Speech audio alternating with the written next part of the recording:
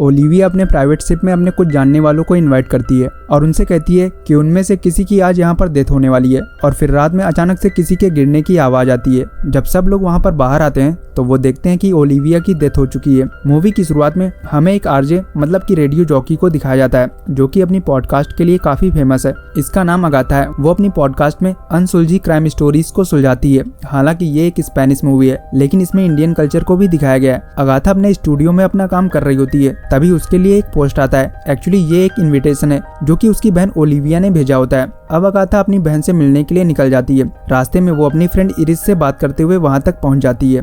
वहां पर पहुंचकर वो देखती है कि वैसा ही इनविटेशन कई लोगों के पास आया था। अगाथा पहले जाके वहां पर कार्लोस से मिलती है जो कि एक बहुत बड़ा डॉक्टर है और साथ में वो ओलिविया का एक्स हस्बैंड है, मतलब कि उसका ओलिविया के साथ डिवोर्स हो गया है। अब जैसे कि अगाथा का काम ही है अनसुलझी कहानियों को सुलझाना, तो वो हर चीज को बहुत ध्यान से देखती है। घर के अंदर जाके वो पूरा घर घूमती है। तभी वो ऊपर कार्लोस को एक लेडी से बात करते हुए देखती है। उसका नाम क्रिस्टीना होता है। वो ओलिविया के घर में केयर टेकर का काम करती थी और कई सालों से वो वहाँ पर थी। तभी वहाँ पर अचानक से कुछ गिरता है जिसके बाद वो दोनों अगाथा को देख लेते हैं। अब अगाथा इस मूवी के अगले कैरेक्टर से मिलती है और इसी ने एक पॉट गिरा दिया था। इसका नाम पेड्रो होता है और ये भी एक डॉक्टर था जो कि कार्लोस के साथ काम करता था और ये भी अगाथा की पॉडकास्ट का फैन होता है। वो उससे पूछता है कि हम लोगों को यहाँ पर क्यों बुलाया गया है, जिस पर अगाथा बोलती है कि यही तो हम सबको जानना है। अब अगाथा और आगे बढ़ती है और एक दूसरे कैरेक्टर से जाके मिलती है जो कि एक एक्टर होता है। इसका नाम कैरी है और ये ओलिविया का एक्स बॉयफ्रेंड है और ये भी अगाथा की पॉडकास्ट की काफी तारीफ करता है। अगाथा उसके साथ घर के बाहर बीच के किनारे जाती है। वहाँ पर वो सोनिया और उसके बॉयफ्रेंड नरम से मिलती है। सोनिया ओलिविया की बिजनेस पार्टनर है। वहाँ पर कार्लोस और पेड्रो भी होते हैं और कुछ देर के बाद वहाँ पर क्रिस्टीना भी वहाँ के सर्वेंट गुस्टाव के साथ आती है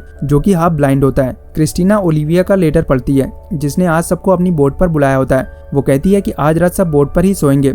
अब इसके बाद अगाथा क्रिस्टीना से एलिसा के बारे में पूछती है। एलिसा ओलिविया की बेटी होती है। एक्चुअली एलिसा की कुछ दिन पहले एक एक्सीडेंट में डेथ हो गई थी। अगाथा उसकी ताबूत के पास जाती है और उसे याद करती है। वहाँ से आके वो अपने दोस्त को कॉल करती है और उसको बताती है कि ये इनविटेशन अजीब है, अभी तक वो अपनी बहन ओलिविया से नहीं मिली। वो कहती है कि यहाँ के बारे में वो उसे बताती रहेगी। अब वो सब शाम के टाइम रेडी होकर ओलिविया से मिलने के लिए निकल जाते हैं। सब लोग एक बोट से ओलिविया की बोट पर पहुंचते हैं। वहां पर ओलिविया उन सब का वेलकम करती है। ओलिविया का सर्वेंट गुस्टाव उन सबको छोड़ के वहां से चला जाता है। ओलिविया उन सबको रात के डिनर पर मिलने के लिए बोलती है। वहां पर वो कहती है कि हम लोग यहाँ पर बीच समुद्र में हैं और यहाँ पर क्या पता आज का दिन किसी के लिए आखिरी दिन हो। सब लोग हंसने लगते हैं पर ओलिविया बोलती है कि ये मजाक नहीं है। वो कहती है कि मेरी बेटी के मरने के बाद यहाँ की सारी प्रॉपर्टी की मालिक अब मैं बची हूँ और मेरे और मेरी बहन अगाथा के मरने के बाद ये प्रॉपर्टी तुम में से किसी की भी हो सकती है। इसीलिए तुम में से हर किसी के पास कोई न कोई वजह है मुझे और मेरी बहन अगाथा को मारने के लिए। वहाँ पर बैठे सब लोग डर जाते हैं। उनको समझ नहीं आता कि ओलिविया किस बारे में बोल रही है।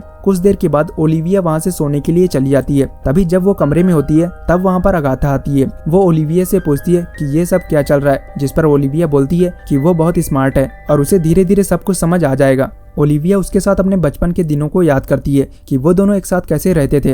अब थोड़ी देर बात करने के बाद अगाथा अपने रूम में सोने के लिए चली जाती है। जब वो सो रही होती है तभी वो बाहर कुछ गिरने की आवाज सुनती है। जब वो वहाँ पर जाती है तो वो देखती है कि ओलिविया बोट की छत से गिर गई है और उसकी डेथ हो चुकी है। सब लोग बाहर आ जाते हैं। वो सब हैरान होते हैं कि ओलिविया के साथ ये किसने किया। अब हमें अगली सुबह का सीन दिखाया जाता है जहाँ पर अगाथा ओलिविया की बॉडी के पास बैठी होती है। वहाँ पर पेड्रो भी आता है। तभी वो देखते हैं कि वहाँ के सेल टावर को किसी ने उड़ा दिया है। खैर वो सब ओलिविया की बॉडी को लेकर समुद्र के किनारे आ जाते हैं। वहाँ से पुलिस ओलिविया की डेड बॉडी ले जाती है। पुलिस ऑफिसर सबको बोलता है कि कोई भी यहाँ से नहीं जाएगा जब तक मैं यहाँ पर इन्वेस्टिगेशन पूरी नहीं कर लेता। वो कहता है कि यहाँ का सेल टावर किसी ने उड़ा दिया है, इसीलिए मैं आपसे कांटेक्ट नहीं कर पाऊंगा, जिसके लिए मेरा एक आदमी आप लोगों के साथ रहेगा। अगाथा उस ऑफिसर से कहती है कि मेरी बहन जानती थी कि वो मरने वाली है और उसने ये बोला भी था कि हम में से कोई जमीन पर वापस नहीं लौटेगा। तभी वहाँ पर कार्लोस आता है। वो उन दोनों के लिए कॉफी बनाता है। कार्लोस कहता है कि ओलिविया डिप्रेशन से फाइट कर रही थी। ऑफिसर पूछता है कि उसको किस चीज का डिप्रेशन था, जिस पर वो बोलता है कि 5 साल पहले हमारी बेटी गुजर गई थी।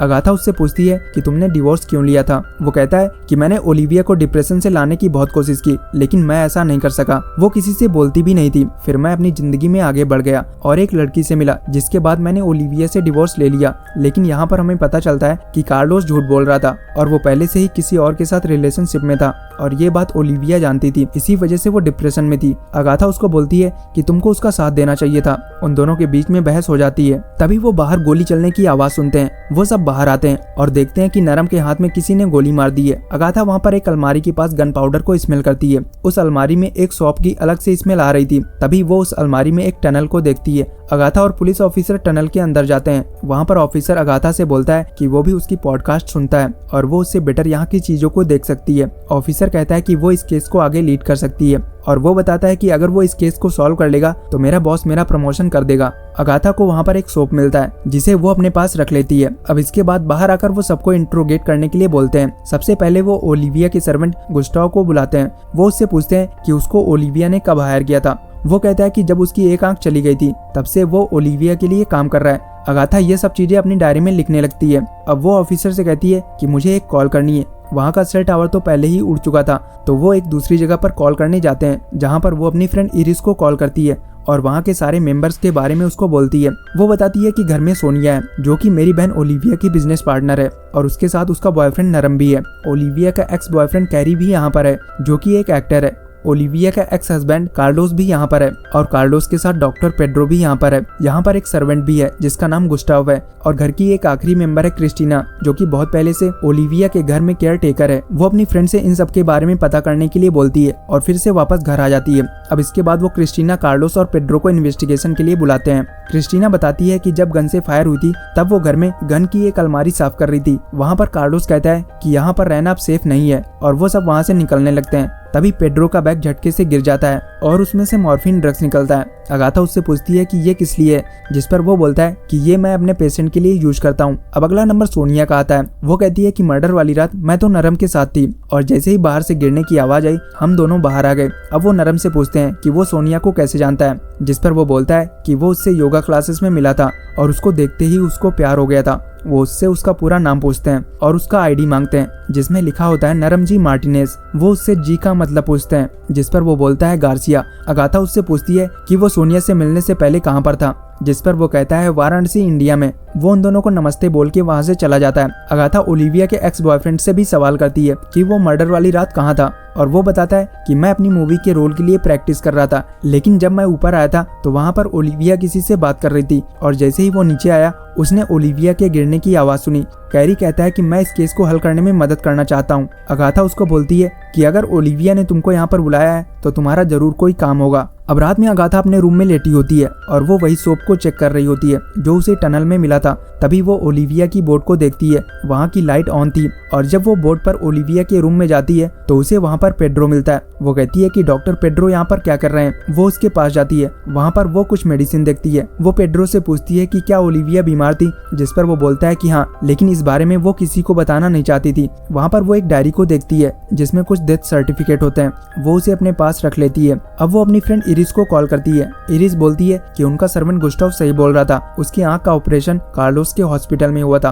तभी अगाथा वहाँ पर एक सेलिब्रिटी को एक न्यूज़पेपर में देखती है जिनको बच्चे नहीं हो सकते थे। वो अपनी फ्रेंड से उस सेलिब्रिटी के बारे में पता करने के लिए बोलती है। अब वहाँ का सेल टावर भी सही हो जाता है, जिसके बाद उसकी फ्रेंड का कॉल आता है और वो बताती है कि वो सेलिब्रिटी कई सालों से एक बेबी को अडॉप्ट करना चाहते थे और इसमें शायद कार्लोस भी मिला हुआ है। इरिस उसे कुछ फोटो भी सेंड करती है। अब अगाथा सबको एक साथ बुलाती है और कहती है कि मैंने ये केस सॉल्व कर दिया है। पहले तो वो नरम से उसके मिडिल नाम जी का मतलब पूछती है, लेकिन इस बार उसका आंसर गलत होता है क्योंकि उसका नाम अलग था और ये सरनेम उसकी बहन का था जिसने सुसाइड कर लिया था। जब उसको पता चला था कि उसका बच्चा पैदा होते ही मर गया, लेकिन उसका बच्चा मरा नहीं था बल्कि उसको ओलिविया ने अडॉप्ट कर लिया था। और जैसे कि कार्लोस ने उस सेलिब्रिटी को बच्चे को अडॉप्ट करने में मदद करी थी, वैसे ही कार्लोस भी इन सब में शामिल था। पर कुछ दिनों के बाद ओलिविया के बेबी की डेथ हो जाती है और नरम को किसी तरह से ओलिविया के बारे में पता चलता है और अब वो उससे बदला लेना चाहता था। अगाथा बोलती है कि वो कभी इंडिया गया ही नहीं, उसने सोनिया को अपने जाल में फंसाया। अब जैसे कि सोनिया भी ओलिविया से नफरत करती थी